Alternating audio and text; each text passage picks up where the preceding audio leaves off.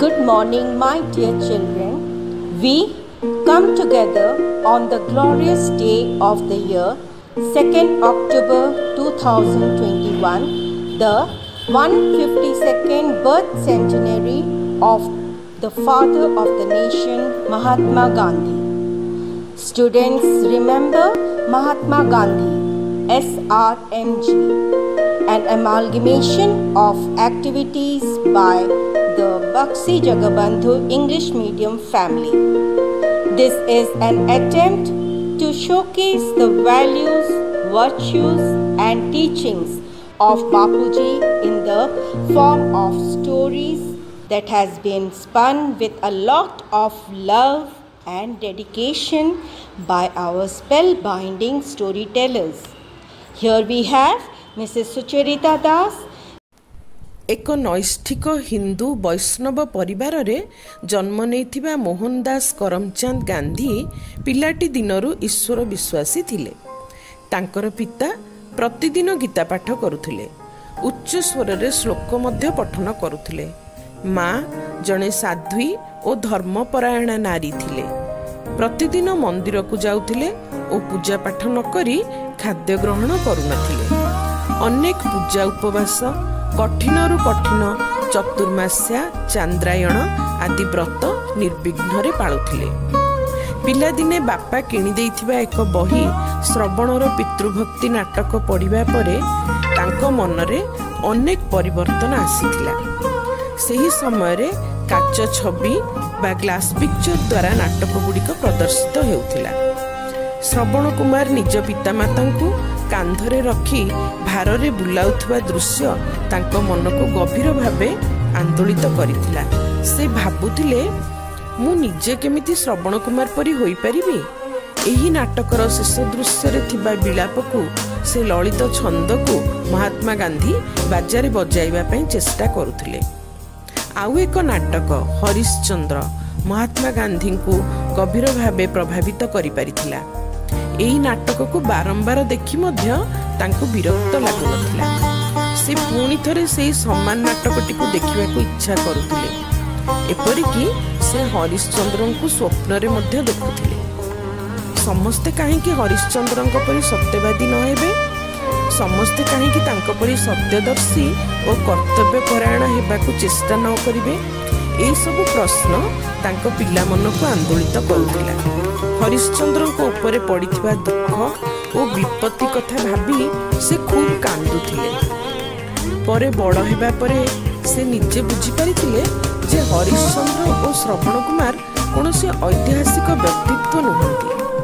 ନାଟକର ଏ ଦୁଇଟି ପ୍ରଭାବଶାଳୀ ଚରିତ୍ର କିନ୍ତୁ ତାଙ୍କ ମନରେ ସବୁଦିନ ପାଇଁ ଜୀବିତ ରହିଗଲେ ଏବଂ ପରବର୍ତ୍ତୀ ଜୀବନରେ ତାଙ୍କ କାର୍ଯ୍ୟଶୈଳୀକୁ ପ୍ରେରଣା ଦେଉଥିଲେ।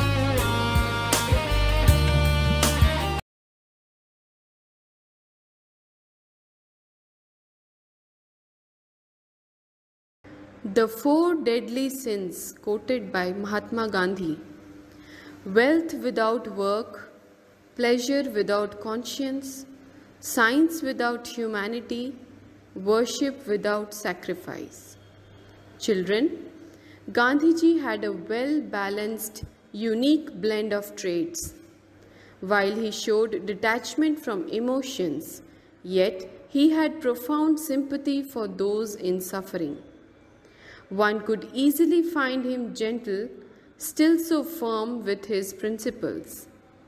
He strongly discouraged weakness in character. The following story will reveal this better. Once a blind guest visited the Sabarmati ashram.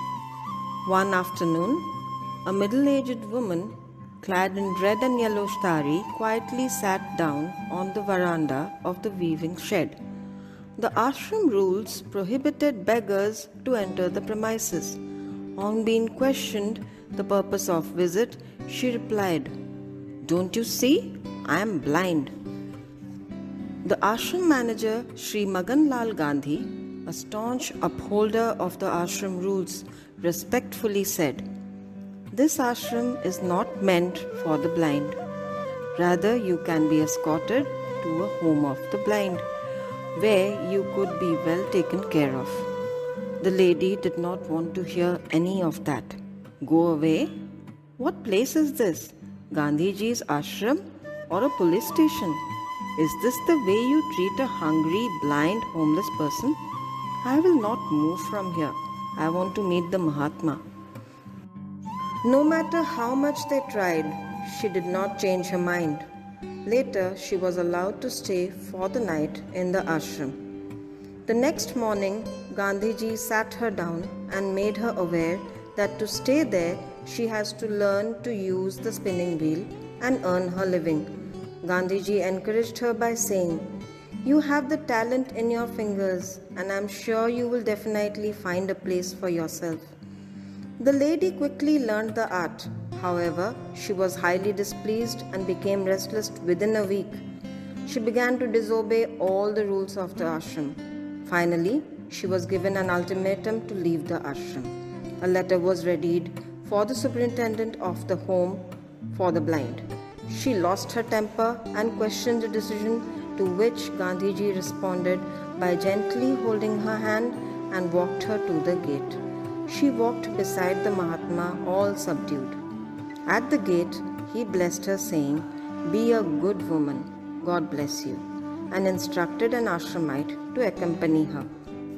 However, the ashramite returned in no time. It seemed the lady had asked him to take back the letter and had walked away without a word on her own. All to be revealed about her was that she was only seeking a free shelter for herself by pretending to be blind. So, children, what do you understand from this? The eyes are useless when the mind is blind. What is your learning from this story? Mahatma Gandhi, जिनका जन्म गुजरात के पोरबंदर में हुआ था, उनका पूरा नाम मोहनदास करमचंद गांधी था। वे भारतीय स्वतंत्रता संग्राम के सूत्रधार थे, जिसके कारण उन्हें राष्ट्रपिता के नाम से संबोधित किया जाता है। महात्मा गांधी केवल एक देश के ही नहीं, बल्कि संपूर्ण मानव जाति के प्रेरणा स्रोत हैं। उन्होंने अपने सिद्धांतों से समझौता कभी नहीं किया। तो बच्चों, आज हम उनके जीवन से जुड़ी एक ऐसी ही घटना सुनते हैं। यह बात सन 1926 की है, जब गांधी जी दक्षिण भारत की यात्रा पर थे। उनके साथ अन्य सहयोगियों के अलावा काका साहेब कालकेकर भी थे। वे सुदूर दक्षिण के नगर कोयल पहुंचे।